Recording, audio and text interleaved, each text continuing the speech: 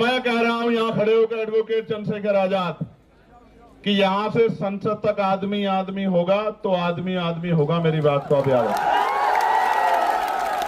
कुर्सी तो है, धर्मेंद्र प्रधान जी को मैं कहना चाहता हूं, सुनो भाई, कुर्सी तो है, आपका जनाजा थोड़ा ही है। अगर कुछ कर नहीं सकते तो छोड़ क्यों नहीं देते? क्यों चिपक के बैठे? अगर ये खलल डाल रहे मैं जानना चाहता हूं कि धर्मेंद्र प्रधान जी को क्यों नहीं जा रही आवाज, प्रधानमंत्री जी को क्यों नहीं जा रही आवाज, गृह मंत्री जी को क्यों नहीं जा रही आवाज, और वो सरकार किसका इंतजार कर रही है कि ये इस शख्स में, इस मंच पे बैठा है ये शख्स जो है, जो एक वैज्ञानिक है, जो एक पर्यावरण का मित्र है, जो देश की धरोहर है, वो मर जाए, इस देश की बात का इंतजार कर रही है क्या सरकार? यह इंतजार कर रही है कि कुछ गोंस आके यहां पत्थर फेंक दे, डंडा चला दे, या कोई भीड़ आके इस आंदोलन में हिंसा कर दे, ये आंदोलन बर्बाद हो जाए। मैं अपने साथियों को कहूंगा, बहुत सचेत होकर चलाने की आवश्यकता है। अब तक जैसे आपने चलाया, आपकी बहादुरी को हम लोग सलाम करते हैं। अब तक जैसे आपने चला, मैं आपकी बहादुरी को सलाम करता हूं। और मैंने देखा इस तरपाल के लिए पैर पकड़ने पड़े भाई, इस तरपाल के लिए पैर पकड़ने पड़े यहां रुकने के लिए। लास्ट बार पहलवान बेटियों का आंदोलन हुआ था यहां, मेरे आज भी याद है, जब ये आंदोलन लंबा चला था। उसके बाद ये दूसरा आंदोलन है। और कहा गया मुझसे भी कल, इन्होंने कहा इनकी टीम ने कि भैया 20 तारीख को कूच करेंगे हम लोग। 20 को ही करोगे ना? पक्का?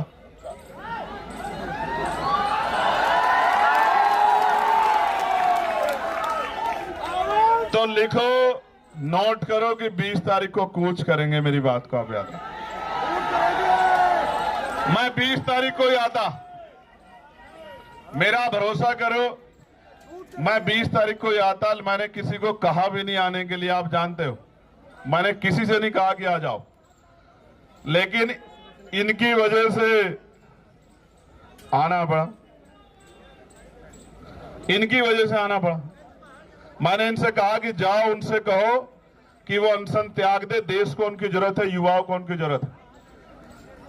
और इन्होंने कहा कि वो तो नहीं मान रहे। मैंने इनसे कहा मेरा संदेश देना कि उनका भाई इनसे कह रहा है कि त्याग दो, तो संदेश ही आया कि नहीं, वो नहीं छोड़ रहे अनशन। तो मैं आज इनसे नहीं कहूंगा अनशन छोड़ो, मैं बिल्कुल नहीं कहूंगा। मेरे आज भी याद है जब शहीद आजम सरदार भगत सिंह जेल में थे, उनके पिताजी चले गए एप्लीकेशन लेके अंग्रेजों के पास कि इनकी सजा माफ कर दी जाए।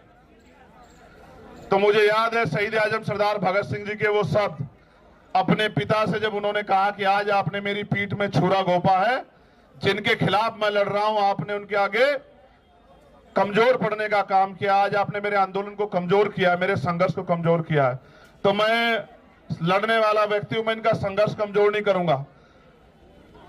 अगर इनको कुछ होगा तो इसका खामियाजा इस सरकार को भुगतना पड़ेगा। मेरी बात को आप याद रखना। हमें इनको मनाने की जरूरत नहीं है कि ये अनशन त्यागे, देश की सरकार से सवाल पूछने की जरूरत है कि वो इस डिक्टेटरशिप को क्यों कर रही है।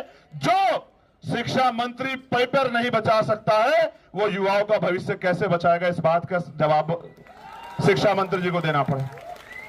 मैं फिर आपसे कह रहा हूं, ये आंदोलन युवाओं के भविष्य को बचाने के लिए, और मैं देश के हर एक युवा से कह रहा हूं, जब ये लड़ सकते हैं, जिनको नौकरी नहीं चाहिए, जिनको पेपर नहीं देना, तो आप भी लड़ सकते हो। इसे इतना बड़ा करो आंदोलन को, क्योंकि ये लोकतांत्रिक व्यवस्था है, ये संवैधानिक देश है। जब आंदोलन बड़ा होगा, मैं गारंटी से कहता हूं कि सरकार झुक जाएगी। हमने पहले भी सरकार को झुकते हुए देखा। किसानों की शहादतें याद करते हुए मैं कहना चाहता हूं, उन किसानों को नमन करते हुए हमने सरकार को झुकते हुए देखा है। ये तो एक केंद्रीय मंत्री के पद से इस्तीफे की बात, ऐसे कितने ही मंत्रियों को लगातार इस्तीफे देने पड़ेंगे जब जनता खिलाफ हो जाएगी। मेरी बात को आप याद रखें। कुर्सी तो है, धर्मेंद्र प्रधान जी को मैं कहना चाहता हूं, सुनो भाई, कुर्सी तो है, आपका जनाजा थोड़ा ही है। अगर कुछ कर नहीं सकते तो छोड़ क्यों नहीं देते? क्यों चिपक के बैठे? अगर ये खलल डाल रहे एक बार जो कह दिया जाए वो माना जाए, उसके बाद दोबारा कहना पड़े तो ये अनुशासन के बाहर। अगर आप कुर्सी पे बैठ के कुछ कर नहीं सकते, देश के युवाओं का भविष्य नहीं बना सकते, तो आप कुर्सी छोड़ क्यों नहीं देते सर? क्यों चिपट के बैठे हो? जब देश के युवाओं को आप जैसा शिक्षा मंत्री चाहिए ही नहीं है तो काहे को चिपक के बैठे हो? सवाल ये है, सरकार अगर 3 किलोमीटर की बात नहीं सुन रही है तो क्या 300 किलोमीटर की बात सुन सकती है? सारे कैमरे बर्बाद कर दिए। सरकार सुनना नहीं चाहती या सरकार सुन के इग्नोर कर रही है? जवाब दो। उनको लगता यह है कि ऐसी अफीम चाट रखी है लोगों ने, कितने दिन याद करेंगे। और ये सच भी है, ये सच भी है। मैं बहुत कड़वी बात कह रहा हूं, जिनके बच्चों के लिए यहां लड़ा जा रहा है वो माँ बाप घर में इसलिए बैठे हैं कि उनके बच्चों से कोई सवाल उनके बच्चों के फ्यूचर पे ना आ जाए। आपके बच्चों का फ्यूचर है ही कहां भाई? पैसे वाले लोग पेपर लीक करा लेंगे, जिनके जो पावर स्ट्रक्चर से जुड़े हुए लोग हैं उनको पेपर पहुंच जाएगा, तो किसको नुकसान होगा? उसी को ना जो मेहनत कर रहा है, वो किसी भी जाति का हो, किसी भी धर्म का हो।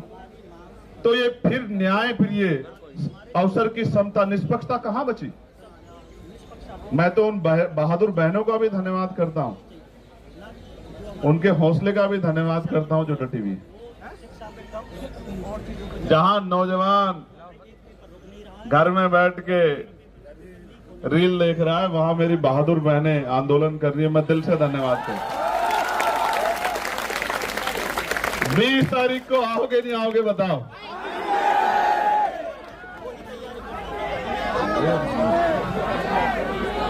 देखो एक चीज जानो, मैं इस आंदोलन पे कोई सवाल ना खड़ा हो, मेरी नैतिकता ये कहती है किसी वजह से इस आंदोलन पे कोई सवाल ना खड़ा हो। जब मैं वहां आया ना तो अपनी पार्टी, अपने तमाम मन की इच्छाओं को मैं वहां रख के आया। किसी भी पवित्र आंदोलन पे सवाल किसी की वजह से नहीं खड़े होने चाहिए। हर व्यक्ति की जिम्मेदारी बैठती है, वो किसी भी पार्टी का हो। वो जब यहाँ आ जाए इस आंदोलन में तो वो छोड़ आए उसको। वो इसलिए आए क्योंकि उनसे पहले लोग लड़ रहे। जो काम हमें करना चाहिए था वो काम ये टीम कर रही। ये हमारी जिम्मेदारी थी। हम सपने दिखा रहे हैं, हमें लोग वोट कर रहे हैं, हम लोगों के बीच जा रहे हैं, ये हमारी जिम्मेदारी। इसलिए मैं तो आ जाऊंगा। और मैं तो फिर कह रहा हूं, मैंने उस दिन भी कहा मेरठ में जब मैंने उनकी हालत देखी कि मैं तो बैठ जाऊंगा। मैं बैठ गया तो फिर ये सरकार को भारी हो जाएगा, क्योंकि अगर मैं बैठूंगा तो जितना यहां ये इसका पूरा क्षेत्रफल है, इतने लोग तो रात तक आ जाएंगे। और एक जिले के नहीं आएंगे, एक प्रदेश के नहीं आएंगे। जिसको खबर लगेगी कि भैया वहां हैं वो आ जाएंगे सब लोग। आप समझ रहे हो? लेकिन ये आंदोलन पीसफुली चलता रहे। मैं इस आंदोलन पे की उंगली ना उठे इसलिए मैं चाहता हूं। ये तो वैसे भी फंडेड लोग हैं। कहां से फंड आया आपको? पाकिस्तान से जोर शोर से आ चुका है, पाकिस्तान से आ चुका है। कहां से? हर जगह से आ चुका है। पीएम के वो भी आ जाएगा। देखो सुनो, ये पाकिस्तान लवर है पहला, फिर ये जॉर्ज सोरोस से इनको फंड्स आ रहे हैं, फिर ये CIA के एजेंट से इनको बात वहां से वो चल रहा है। अभी और रहेगा, पहले वो हिंदू मुसलमान जैसे वो भी यहां करके देख चुके हैं ये लोग, धर्म विरोधी सब कुछ करके। लेकिन सवाल ये है, ये लड़ किसके लिए रहे? इनमें से कौन सा ऐसा जिसका पेपर लीक हुआ है? क्या जरूरत है इनको आने की? क्या जरूरत है इनको खड़े होने की? इनके घर वालों को डर नहीं लगता क्या? क्या उनकी जान कीमती नहीं है क्या? क्या वो आपके लिए लड़ते लड़ते शहीद हो जाए तो भी ना आप जागो? आपको याद है सरदार भगत सिंह क्यों फांसी का फंदा चूमना चाहते थे? उनको ऐसा लगता था कि मेरे जाने के बाद लोग जागेंगे। और यही जिद करके सोनम सर बैठे हुए हैं। मैं आपसे आग्रह करूंगा सर, 20 तारीख को आप, हम लोग जितना बड़ा प्रोटेस्ट आप चाहोगे उतना बड़ा करेंगे, मगर 20 तारीख को आप हमारी भी मान लेना। आप आदमी बता दो कितने चाहिए 20 तारीख के प्रोटेस्ट में आपको, और बताओ यहां से वहां तक, संसद तक आदमी चाहिए, आप बताओ। आप जो कहोगे, आप कहोगे कि यहां से संसद तक आदमी देखने हैं, तो मैं वचन दे कहता हूं, सुनो भाई, मैं कोई बात हवा में नहीं कहता। पहली बात, अगर मैं कह रहा हूं यहां खड़े होकर एडवोकेट चंद्रशेखर आजाद कि यहां से संसद तक आदमी आदमी होगा, तो आदमी आदमी होगा, मेरी बात को आप याद रखें। और सुनो,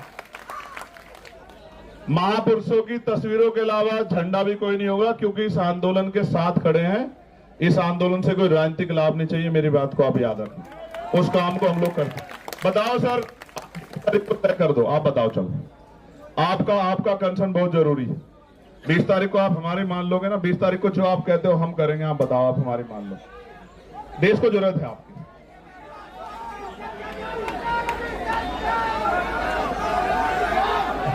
आप 20 तारीख को हम कर रहे, आप चाहते हो 20 तारीख को हम लोग जीत जाएं? आप बताओ पहले, मैं क्या चाहता हूं? मैं चाहता हूं ना, हमें हमारा जो है मजबूत पिलर भी हमारे साथ रहे, खड़े रहे, डटे रहे।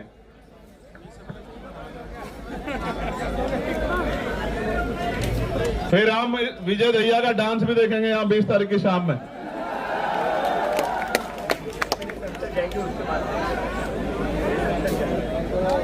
अगर हमारा प्रोटेस्ट सफल हो गया तो फिर आप शाम में हमारी बात मान लोगे? पक्का? ये डांस दिखाएगा शाम में, विजय डांस करके दिखाएगा शाम में। विजय आपका नाम? देखो, 20 तारीख को प्रोटेस्ट होगा तो प्रोटेस्ट होगा, और ऐसा प्रोटेस्ट होगा कि पिछले 10, 12, 15 साल में तो ऐसा प्रोटेस्ट दिल्ली में नहीं हुआ होगा। कारण क्या है? कारण क्या है? ये जिनके लिए लड़ रहे ना, उनको भी नहीं पता कि उनके लिए लड़ रहे हैं। यहां तो मीडिया बहुत कुछ तय कर देता है। वो सुई के बराबर इस आंदोलन में इनके मन का खोट ढूंढ रहे हैं। वो ये चाहते हैं एक इतना सा इनके खिलाफ कुछ मिले जिसको वो बता सके कि ये आंदोलन एंटी नेशनल है, ये भारतीय संवैधानिक व्यवस्था को डिस्टर्ब करने के लिए किया जा रहा है। मैं यहीं पल पड़ा हूं, यहीं संघर्ष किया। मैंने जेएनयू के बच्चों पर चलती लाठियां भी देखी, मैंने डीयू के बच्चों पर चलती लाठियां भी देखी, मैंने यहां एनआरसी से लेकर तमाम आंदोलन देखे, और मैंने खुद बताया ना, मैं निर्दोष होते हुए 16 महीने जेल में रहा। जब मुझे बेल मिली तो मेरे ऊपर एनएसए लगा दी रात को 2:30 बजे। हम भरोसा करते हैं लोकतांत्रिक व्यवस्था में, संवैधानिक व्यवस्था में, अपने जो गवर्नमेंट के इंस्टीट्यूशन है उनमें भरोसा करते हैं। हमें लगता है अगर कोई नहीं सुनेगा तो कोर्ट सुनेगी, तो जब कोर्ट से बेल मिलती है तो फिर एनएसए लग जाता है।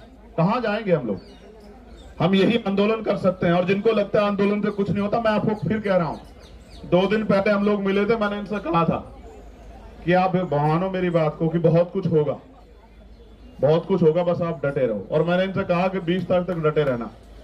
मैं प्रार्थना करता हूं महापुरुषों से, कुदरत से, प्रकृति से, कि वो 20 तारीख तक इस आंदोलन को और मजबूत करे, स्वस्थ रखे, क्योंकि 21 तारीख की सुबह बहुत सुनहरी होगी भारत में, मेरी बात को आप याद रखें। और मैं इस मंच से कहना चाहता हूं कि जो घर है, चुप है, सो रहा है, या जानबूझ के सोने की एक्टिंग कर रहा है, एक बहुत बड़े चिंतक ने कहा है कि कुछ लोग सिर्फ इस वजह से नहीं लड़े कि कहीं वो मर ना जाए, लेकिन सच ये है कि एक दिन मरना सबको, चाहे लड़कर मरो और चाहे डर कर मरो, चाहे मुकाबला करके सामना करो, चाहे हार मान के बैठ जाओ, और मान लो तो हार और ठान लो तो जीत। और सिर्फ सांसों का रुकना मौत नहीं होती, जिनका जमीर मर जाता है वो भी मर जाते हैं।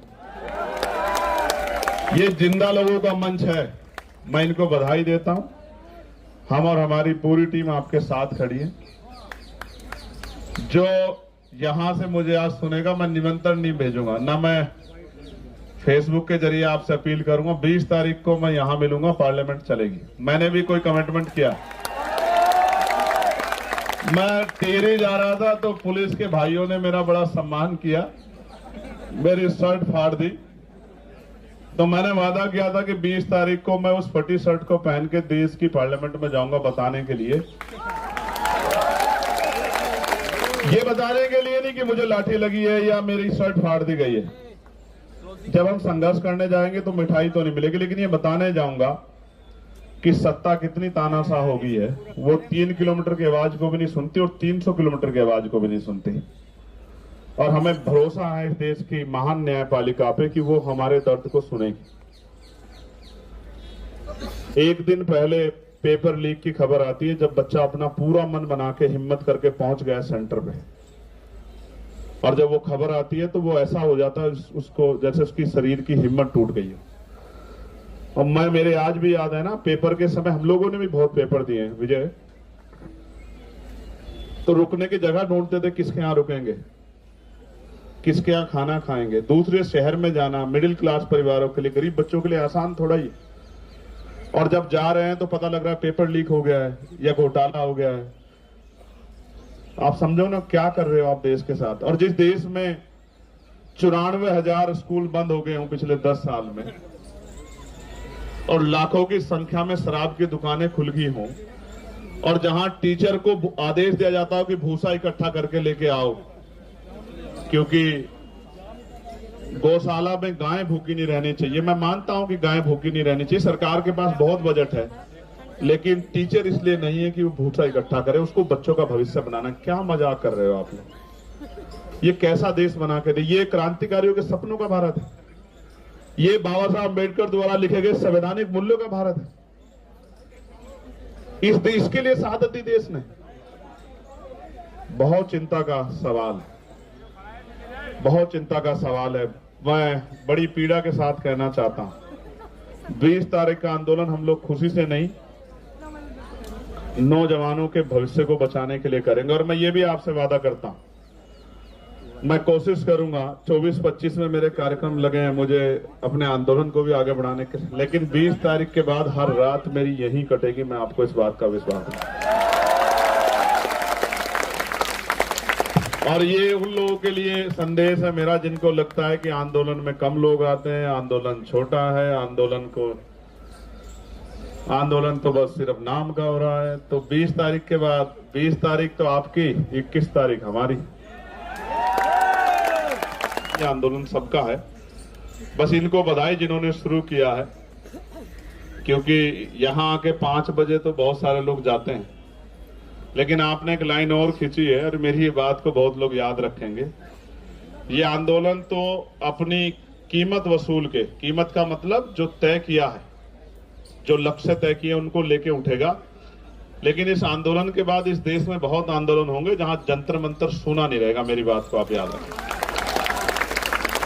चाहे वो कर्मचारियों के हों, नौजवानों के हों, किसानों के हों, क्योंकि आदिवासियों के हों, दलितों के हों, पिछड़ों के हों, देश के किसी व्यक्ति के हों, महिलाओं के, जंतर मंतर सुना नहीं रहेगा। क्योंकि आपने एक लाइन खींची है, 5 बजे की लाइन को आपने क्रॉस किया है। जब आपने क्रॉस कर दिया तो बहुत लोगों के रास्ते खोले। मैं आपका धन्यवाद करता हूं बहुत बहुत।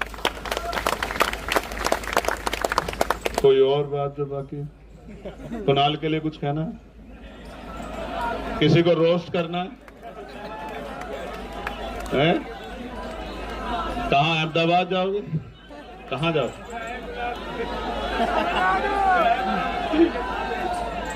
नहीं, देखो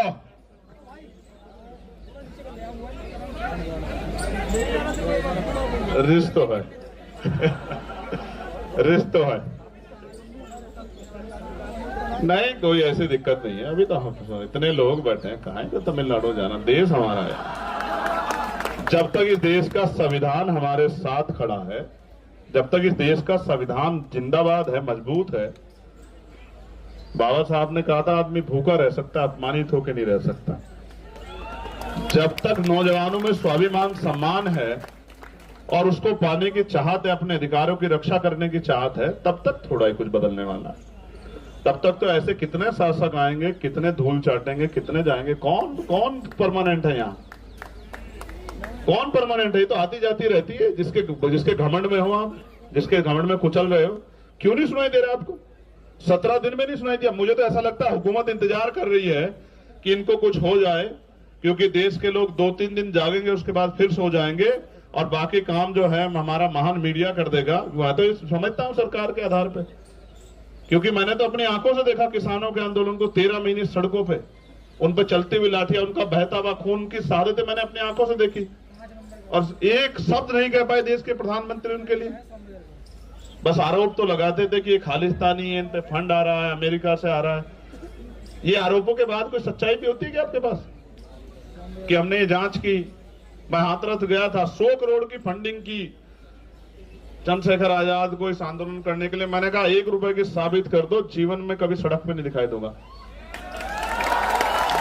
और नहीं साबित कर पाओ तो माफी मांगना मुख्यमंत्री जी। कुछ भी नहीं, इतने निष्ठुर लोग हैं, आरोप लगाया उसके बाद कुछ भी नहीं, फिर सुबह शाम वही। इसलिए आपसे कह रहा हूं, इस आंदोलन पे भरोसा करो, इस आंदोलन को ताकत दो, आके जुटो, काम से आओ फिर आओ, लेकिन इस आंदोलन में हिम्मत दो कि जो लोग लड़ रहे हैं उनकी हिम्मत कम ना हो।